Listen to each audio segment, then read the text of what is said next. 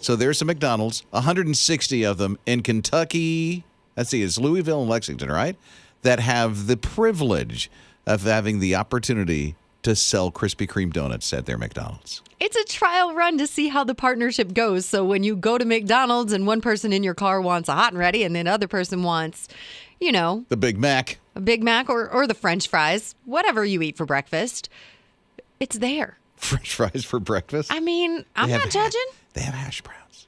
I'm not judging. Just so you know, there's hash browns there for breakfast. Well, Scott has a theory. What is it, Scott? Yeah. First thing I thought about, donuts at McDonald's, it's a backup in case the ice cream machine is broken. which is always broken. No ice cream? Hey, you got donuts. Listen, I don't go to Mickey D's a lot because I just don't. Mm-hmm. I don't go to a lot of fast food or a lot of restaurants, period. But every time I've been, I've never seen, and God is my witness, I've never seen the ice cream machine broke. But I hear this all the time. I've never seen it. I've never experienced. I've always seen people have the opportunity to get the ice cream at Mickey D's. I've definitely waited in line for ice cream and it be broken. Now, Really? I've gotten it multiple times because it's cheap and easy and good for the, everybody just gets an ice cream cone. We throw it back. But seriously, one time I waited in line for One time. And yet the legend is, it's a legend. It's like, it's the McDonald's ice cream machine's always broke. I've never seen it broke. Evidently, Scott's seen it broke. Yep. Several times. Several times for Scott. See? And now I can get donuts. You're listening to Rob and Liz in the morning. His radio. Open mic just came in through the My HISRadio app, which, by the way, you can get the app for free, downloaded on Google Play and the App Store. And on there, you'll see an open mic where you can record anything you want. Let's check in. The ice cream machine at McDonald's is always broken, 90% of the time. Either the McFlurry or the ice cream machine. Or it's still trying to get cold. Okay, I have not experienced the ice cream machine at McDonald's down. How? Never seen it. Really? Seriously. You've never waited in line for I really as long as you wait in line at McDonald's and then get there to get your kids just an ice cream cone and then it's not working? Yeah, my son likes a couple of cheeseburgers from there. Okay. And the fries. Then they usually have those things. Yeah, and have those things. And if there's ice cream that he wants, I've never had it broken. Never once. No, never. I think it's a myth. I'm pretty sure it's not a myth because it's happened to me. Well, Scott says it's happened to him too. I'm going to McDonald's with you, Rob. You Because are. if it's Just to never get ice broken cream? with you, Seriously, I think it's That's a myth. a win. I've never seen it broken. I'm really glad that you haven't had to experience that heartbreak and that disappointment and then the waiting in a drive-thru of another line to ensure that you can get your kids ice cream. Oh, so you go somewhere else, Well, huh? we have to because once it's promised, you got to stick to it. Oh, it is a promise, yeah. A promise is a promise, whether McDonald's machine works or not. Yeah, but I'm serious. I think it's a myth. Never seen it. Didn't never experience it down myself. Well, Carol said it's that they just don't want to make the ice cream. Is that a text? She texted in and said that, but I don't know. I don't know that that's true. No. I mean, sometimes equipment just fails. I wouldn't put that on the I'm sure employees, it happens, but it does. not to the degree that you hear about. I think it does. I'm going to Snopes it. You're listening to Rob and Liz in the morning. His radio. So in your house, what do you have the most of, like if you collect something? It's Rob and Liz in the morning. Harlan in for Liz this week. We are His Radio. For this one lady, it's 4-leaf clovers. And man, she's got a lot of them. She sure does, which I think is super special because I've never even seen one. A 4-leaf clover? Yeah, like, Are you positive? yes. The rare ones are what is it, Ninja? It's 3-leaf clovers, right? That's what I thought. Yeah, 3-leaf clovers Y'all need to are... stop. No, what? No, the 4-leaf clovers are special. So I have looked in fields and fields of these because, the theory that there's luck. I know there's no such thing as luck. I get that. But I wanted to find one. And so I'd look and look and look. And I think it was my parents' way of getting me out of the house when I was little. So they'd be like, just look for, Oh, well, So I'd be what out for they did hours was looking. they dug them up, so you'd be looking for a while. Probably. But I've never, ever seen one in real life. Okay. I've never found one. All right. Well, this lady has them all, evidently, because she has collected, get this, 118,791 4-leaf clovers? I think she's taken everyone's Seems like it, that doesn't has it? ever looked for one. But she's a collector, and that's her thing. But are they real, or does she because one time I did this. I put the 3-leaf clovers together, and if you put them just right and break it just a little bit, it looks like 4-leaf clovers. So you found the rare ones, the 3-leaf clovers. They're not rare. But you can't find the 4-leaf clover. Yes, I can't find the 4-leaf clover. But you've seen the 3s all over the place. All over the place. They're not the special ones. You don't think so? The 4-leaf clovers are the special ones? Yes. Well, how come this lady can find over 118,000 of them? I don't know. Maybe she looked in a box of Lucky Charms. You're listening to Rob and Liz in the morning. His radio. Although Harlan said she's never seen I haven't. in person a 4-leaf clover. I want to. I've seen a ton of those things. Well, but I haven't. Okay. Ninja says that the 3-leaf clovers are rare. So that's why you haven't seen those. But the 4-leaf clover. But I've seen tons of 3-leaf clovers. Okay. Really? Yeah. They're rare, though. Hold on. Michelle's here at 800-447-7234. What about the 4-leaf clover, 3-leaf thing? I found out my brother's gone over to Ireland for mission trips. So over there, the 3-leaf clovers are the rare ones. Only here in America do we search for the 4-leaf because we think they're lucky. So they are rare just over in Ireland, the 3-leaves. In Ireland, the 3-leaf are the lucky ones. You said your brother is doing a mission trip in Ireland. What does he do? He has gone over there, I think, 3 or 4 times already, and he just meets with people. My parents went with him one time. They've cleaned parks. They just go over there to just meet with the people, and opportunities arise for them to witness. He must have a lot of stories. The last time he went, the Lord just kind of opened the door because he wasn't sure how he was going to get over there. He knew he would, but the trip that the people he was supposed to go with fell through, and he had already bought a ticket, and he didn't have anywhere to stay, and he ended up getting over there and meeting another church group, and he was able to stay and got to go all over different counties. That was probably 12 years ago. What a great impact he's making on lives. Oh, yeah. They still have contacts. Since then, I think he's went about 2 more times. Twice. 2 more times since then. That is just so good. I've never been to Ireland. I would love to be. Now, Ninja, you're thinking the 3-leaf clover is rare just about everywhere, but it looks like a light bulb just went off for you. Yeah, so I remember why I was thinking that one was important. So I was watching VeggieTales, the one where they're talking about St. Patrick, and this wasn't recently. I was watching a different one recently, but so... I mean... I love it. She's in her mid-20s watching VeggieTales still. That's awesome. Don't judge. Don't Yeah, hate. I'm not. It's so I'm good. not. So what about the 3-leaf? So they were talking about St. Patrick, why it was important to the Christian faith, and that he would use the 3-leaf clover to spread the gospel because it would represent God the Father, the Son, and the Holy Spirit. Oh, I love that. Oh, well, now I have seen the special one then. All the 3-leaf clovers. Yeah. Oh. And the reason why? Did you grasp what Ninja just said? I did. Yeah, It makes and? so much more sense now. It's a test. What is it? Jesus. You're listening to Rob and Liz in the morning. His radio. I love people who work in fast food industries. I'm going to say that right now. Like, your job is really hard, and you put up with me going through the drive-thru just You put up with want what I Aaron. want, right? So thank you for what you do.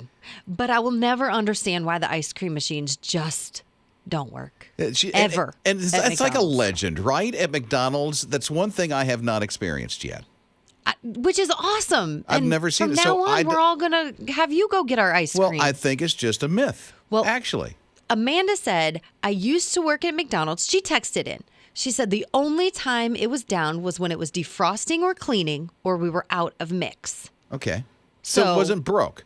The wasn't- myth it's always broken. Well, what are they going to? I'm so sorry. The person who orders just didn't order enough, or, what are they going to say? Mm-hmm. It's easier to say it's broken than True.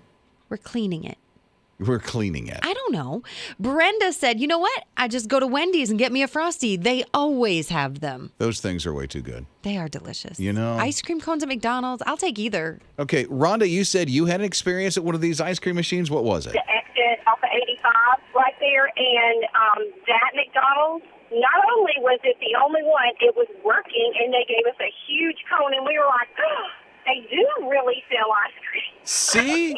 Yeah, so you experienced it working. I've never seen it down, but Harlan says it's down. Scott says it's down. How many times have you had it not work? Oh, I mean, you can't even count them. And yet you just said you just drove off of 1 on I-85 and it worked. I don't know, maybe it just tasted better because we actually got it that You're time. listening to Rob and Liz in the morning. His radio. We have Peep cereal. Yeah. Why'd you bring Peep cereal in? Because 'tis the season. Peeps are coming out all over the place with every flavor. And then we saw this cereal and we were like, oh, we got to try it. I had no idea that they had cereal. From the outside of the box, it looks like Fruit Loops with massive bunny and chick marshmallows in it. Which just made me so I don't happy. see the marshmallow. Exactly. They're so tiny. This was the biggest disappointment. They are so tiny. You have to dig them out. They're little. I'll show you. They're little itty bitty.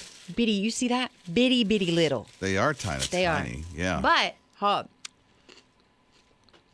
And? they're good. It's You like it? Fruit Loops meets Lucky Charms flavored, but the marshmallows are smaller than Really? in Lucky Charms. Is that I haven't how had you- the cereal. Is that how you would assess this, Ninja? Yes. Yeah? Lucky Charms meets... Fruit Loops. Fruit Loops. Did you Fruit try Loops. it though? Not yet. I got my spoon. That is the biggest So spoon. I can only find a serving spoon. Wow. Jake, what are you thinking here? I'm not a big fan of Lucky Charms to begin with, but I think this is definitely better than that. You like it, huh? Yeah. Oh, it tastes just like Fruit Loops. That's exactly what this is. There's Fruit Loops. And there's not enough marshmallows, but it's good. It's really not I that don't, bad. I don't think I got a marshmallow. I'll have one more because it was like a... She put it in cups, so it's cups of sugar. It is straight cups of sugar. It is delicious, but there's not enough marshmallows in it. Takes me I do back think to my childhood. this would be a really fun thing to do with the kids. What's that? Eat this. That's a fun thing to do with the kids? Yeah, you know, like feed them this for like Hey, kids. Easter when you're getting ready for church, Easter Sunday or something, and you got to eat not something a real fast. Bad idea. Just, hop them up on sugar and send them out the door. Okay. And if you can't find this in stores, you just get Lucky Charms and Fruit Loops and say it's Peep cereal. Well, there you go. You're listening to Rob and Liz in the morning. His radio. And a big congratulations to the students at West Oak Middle School in South Carolina. These students of 7th and 8th graders in particular have been selected to bring a wreath, to lay a wreath right at the tomb of the unknown soldier in D.C. What an amazing honor. Isn't that great? So they're going to be traveling there like next month to do this honor. And they're doing that right out of that school. And I think that's just tremendous. We went on the D.C. trip at the school that my son goes to, Langston. We did that in October. What an amazing experience it is to have 8th graders tour throughout the nation's capital. And understand their history and the importance. So for these kids, I think that is an incredible opportunity that they get to learn about that, but then also get involved. Yeah, and it's really, when you go, I don't know if you've ever been to D.C. or even Arlington Cemetery, but when you go to the tomb of the unknown soldier, it is spectacular to see the history behind all of that and what they do with the soldiers that are there, keeping watch over the tomb. Well, and I think that enhances our emotions while we're there to really help us to invest in the feelings of what has occurred, that this is such a monumental place. Yeah, the changing of the guard, and these students from the school is going to be laying a wreath down. To be selected to do that is quite a big deal. Very good. I just think it She's speechless. It just makes me like, I want my kids to be able to experience that, So I'm sure some mom is like, oh, we get to do that. And they're going to be doing that. You're listening to Rob and Liz in the morning. His radio. Pack your bags. We're going to Arizona. What's in I'm Arizona? so excited about this. Okay, I've never wanted to go to Arizona before, but the brand new Mattel Adventure Park is coming to Glendale, Arizona later this year. It is a Mattel theme park. Mattel. So that would be Hot Wheels Sure. and Barbie. Sure, a Hot Wheel roller coaster. You've got some Pictionary, some Uno, but the best, What's that? the Barbie beach house, Get out. the Barbie dream closet experience, a rooftop where visitors can have pink drinks. Oh, my. This is like a pink, I don't care what they color it with, like pink everything. See, one And thing you need to know Barbie- about Harlan is she loves theme parks, and she would bring her family to a theme park no matter what. Exactly. And my kids would get to ride like the Hot Wheels roller coaster in which they build Hot Wheels all the time. Build Hot Wheels? You know, you put them together and you make the cars do loops. Are you talking about the track? Yeah. Build a Hot Wheel track. Okay. Well, what else? I took her literally. I'm thinking they're building a Hot Wheels car. No, the track. The track. Okay, Sorry, I I'm can't with talk. you. It's early in the morning. I'm with you. Okay.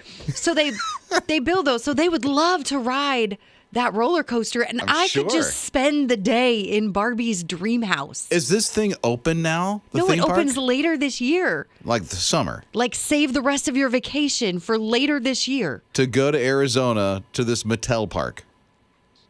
Yes. Okay. Why is it? Yes. There is a castle with a laser tag arena in it. Okay. So there's something for everyone. My husband would Wow. love that. My Okay. kids got the roller coaster. Is that it about the park? I or don't is know. there I'm getting more? my picture with Barbie. Evidently. You're listening to Rob and Liz in the morning. His radio. No idea outside of a game how big Pokemon is. Pokemon? Pokemon, yeah. It's huge. It's Rob and Liz in the morning. Harlan is in for Liz this week. We are his radio. My son always corrects me because he says, "No, Dad, it's Pokemon." That's like Yeah, how Pokemon. you said so, but it's always Pokemon to me.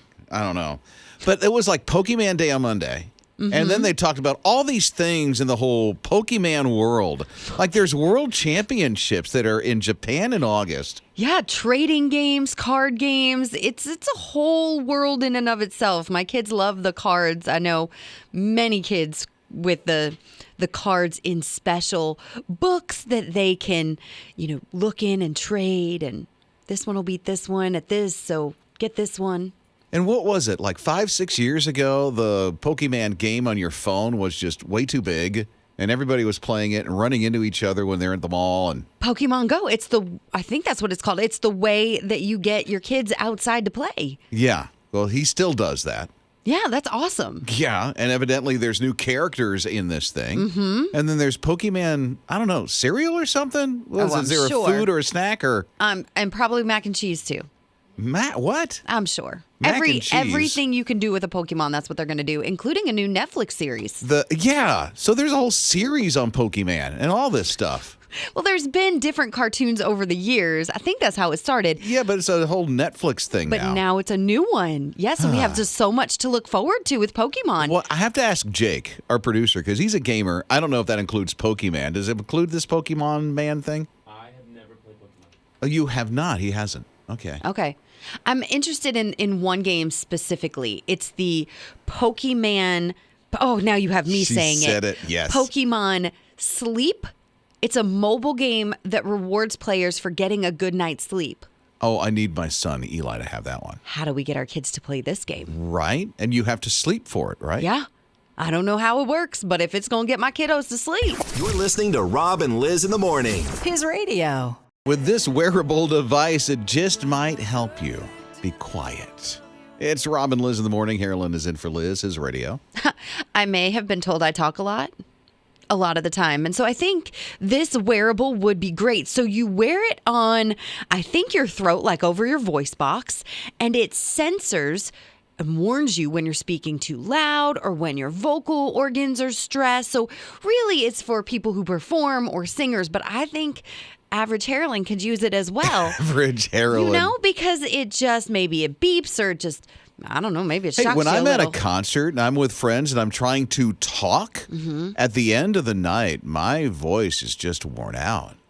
It feels bad. Yeah. So if I had something like this, I think if I understand it correctly, it connects up to your Bluetooth, and then it will alert you, hey, you're talking too loud. It's time to pause for a little bit. I feel like every time I go to an amusement park, you get on that roller coaster, Same you just thing. start screaming, and then the next morning, I have no voice. I don't know if I want to wear that thing around my neck, though. It looks like it's weird jewelry. It does. I'm just glad it doesn't shock you. Like I'm, a little buzz. Now, that's an idea. Like a little collar. I mean, I'm glad it's attached to your Bluetooth at least, but I think the shock would do better. I think that'd be like, Probably. It's stop like, talking. Quiet. Stop talking. You're listening to Rob and Liz in the morning. His radio. Have to celebrate with this guy, Stephen Curtis Chapman. His song, Don't Lose Heart. I know it's probably not a big issue for everybody. Not issue, but celebration. But Stephen Curtis Chapman's been around in Christian music since the mid to late 80s. This is, and he just made history. He just made history. He just had his 50th number one with that song, Don't Lose Heart. It's amazing. He is one of the pioneers of Christian radio, just paving the way for all these other artists and genres. And he has worked so hard in his career. I think it's so important that we stop and celebrate. 3 other people have done that. In any genre of music, there's only 3 other people that have made 50 number one hits. Who are they? Madonna, Okay. George Strait, and Conway Twitty. So country. 2 countries and Madonna. Oh. Stephen Curtis Chapman makes his 50th number one hit. His first one, this is a throwback. This is his first number one hit back in the late 80s. That's before me. Yeah. Oh, wow. I remember playing this when it first came out. So good. How about this one? I know you know this one. Come on. Get the word out. Yeah, live out I can loud. celebrate with that. And then...